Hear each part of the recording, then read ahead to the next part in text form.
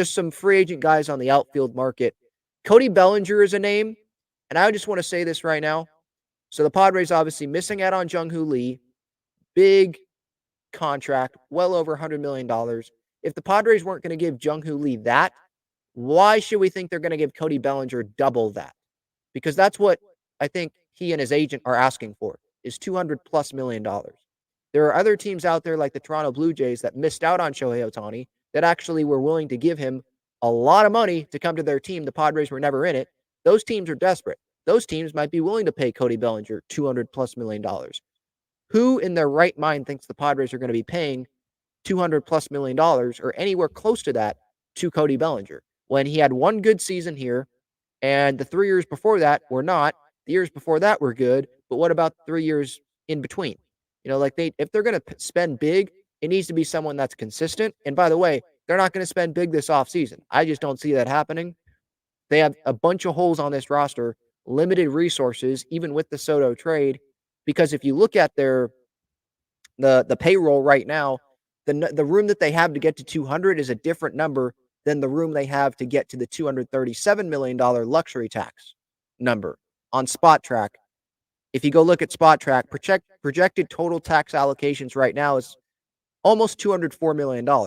So to get to the 237 number, that's less money that they have in terms of room per year wise than they have if you look at the payroll, what it looks like right now. Let's say it's 165 and you get to 200. Okay, you have room there. You have, over $40 million room.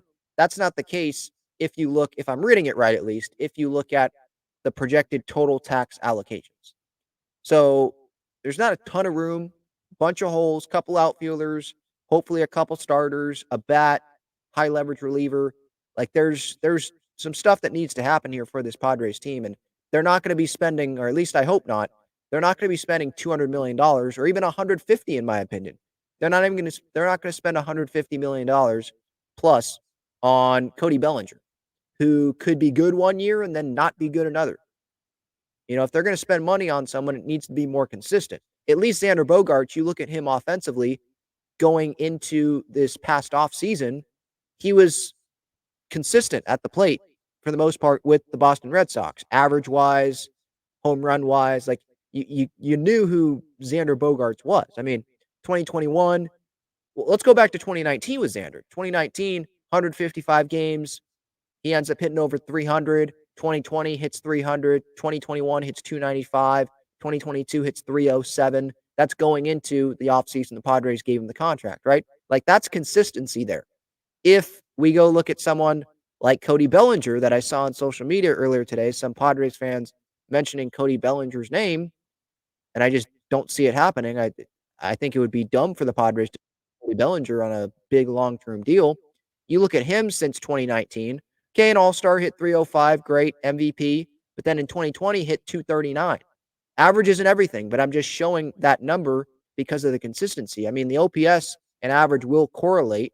OPS down, average down. That's just the way it is. 2020, I know it's a short season, but hit 239. Had a full season in 2021, but only played 95 games, hit 165, 44 OPS plus. 2022, hit 210, and then this past season hit 307. So, it's just the inconsistency there.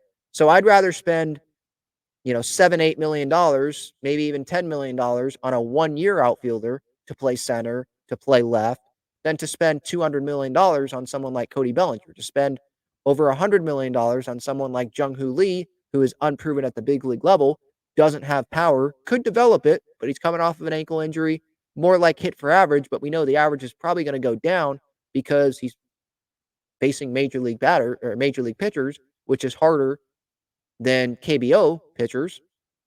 So I think that's what the Padres' plan should be, is acquire guys, whether trade, free agency, that are on short-term deals, not on these long-term deals. The long-term deals, you better be sure that this guy's the real deal if you're going to be giving this person a long-term deal. If you're going to be acquiring someone on a contract that's on a long-term deal, that's not like a rookie contract. That's like actually an actual big contract, And the Padres, I just don't see how they have room with that. So, yeah, that's my thought.